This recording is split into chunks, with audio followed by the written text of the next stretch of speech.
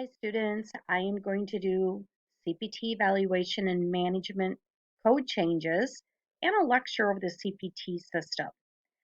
So let's go ahead and just talk about that. In January 1st, 2021, there was code changes to the E&M for office visit. And then 2023, there was some more. So we will talk about those. So the process to revise the CPT E&M office visit guidelines and code description, first of all, to decrease the administrative burden of documentation and coding, to decrease the need for audits through the addition and expansion of key definition and guidelines, and then to decrease unnecessary documentation in the medical record that just may not be pertinent to the patient's care. And then lastly, this was to ensure that payment for E&M is resource-based and that there's no direct goal for payment redistribution between different specialties. So when this came into effect in 21, it went over so well that they decided in 2023, go ahead and not just do this for office outpatient visits, but to expand it to hospital initial observation, care, consults, ER. So as you can see here, revisions apply to office or other outpatient CPT E&M. So this was here in 21. Um, so here we're just looking at medical decision making for these codes. The guideline revisions, here's the nice thing. So in 1992 till 2020, the key components were really looked at. So it was always you had to look at the history, the exam, medical decision making, and at that point you had to decide on what level each of those are before you made a decision on what level of service you could code. So then in 21, they started off with office, new patient or established patient, and they took away the history and exam and just went with medical decision making or time-based. So now in 2023, majority of the E&M section is strictly medical decision making or time-based.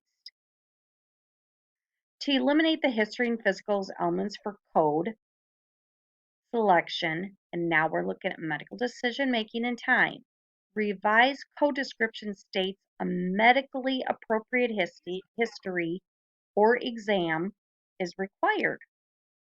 Medical decision making elements remain mostly the same. Time, the definition of time is minimum time, not typical time, and it represents total physician or other qualified healthcare professional time on the date of service. So the use of the date of service time builds on the movement over the last several years by Medicare. And this is just to recognize the work that's involved in a non-face-to-face services like care coordination. So these definitions not only apply when code selection is based on time and not medical decision making. All right, let's talk about medical decision making. So keep in mind, this is now pretty much what we are looking at. As I stated, medical decision making or time, but medical decision making, they want to focus on the elements that affect management of the patient's condition instead of adding up tasks. So it's the number, complexity of problems addressed, it's the amount, complexity of data retrieved, and then you go into the risk. So the risk of complication, morbidity, mortality. Okay, so this slide here, this is what all is included for total reported time. So a doctor can use time for reviewing documentation, the results, reviewing that history, performing the exam, counseling or education for the patient, ordering meds, test procedures for the patient, communicating with other healthcare professionals, documentation in the health record, interpreting results, and communicating to the patient. Lastly, coordination of care. So keep in mind all of these components can be put into the factor for the time. Documentation of counseling or coordination of care is not required. So here we have the levels of E&M services based on medical decision making or total time spent.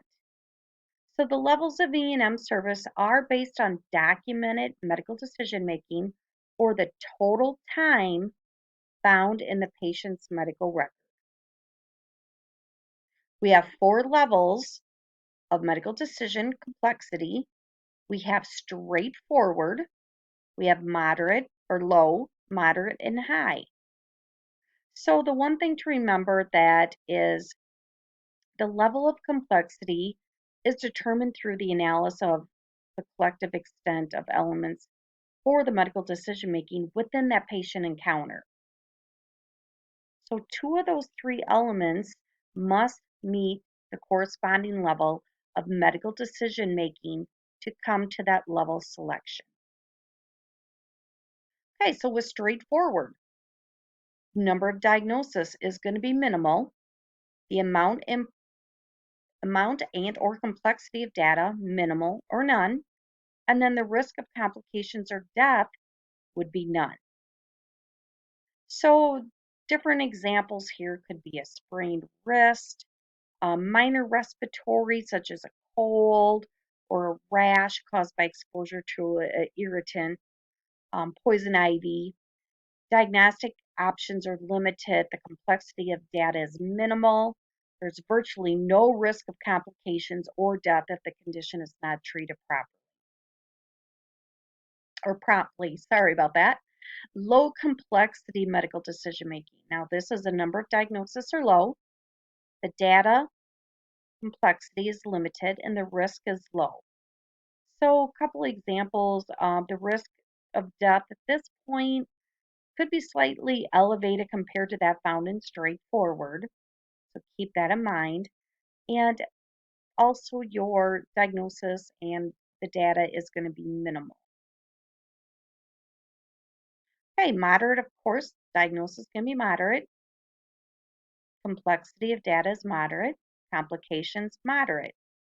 So this point, your management option is increased. The quantity or complexity of the data at this point is going to be moderate to arrive at that treatment plan. The risk of complications or death, if treatment is not provided, is also elevated a little bit. And then you have high complexity, where everything you can see is higher extensive. So this you have a lot more data to review, high risk to the patient if the condition does go untreated. This is why documentation is so important in the case of high complexity medical decision making. Because if you don't have appropriate documentation, the effort and expertise used to arrive at the diagnosis and treatment plan will not be reimbursed.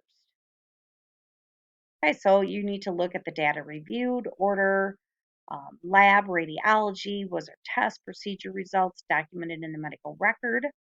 Reviews should be documented, such as hemoglobin within normal limits. Chest x-ray was negative. Old medical records from others may be requested or reviewed. And then risk would be poor outcome, complications, mortality, which is death, with problem and or treatment. Other diseases or factors that affect risk could be diabetes, extreme age of the patient. So urgency, this relates to a myocardial infarction. So are they having a heart attack? Ruptured appendix, this needs to go to surgery right away. So then you have your 4 level of risk. Okay, so summary of the elements required for each level of medical decision making. Remember, only 2 of the 3 categories must meet or exceed the elements stated to assign the level. So even if you have a low number of diagnoses, but the data was moderate and the risk was moderate, you can still go ahead and give them a moderate medical decision making.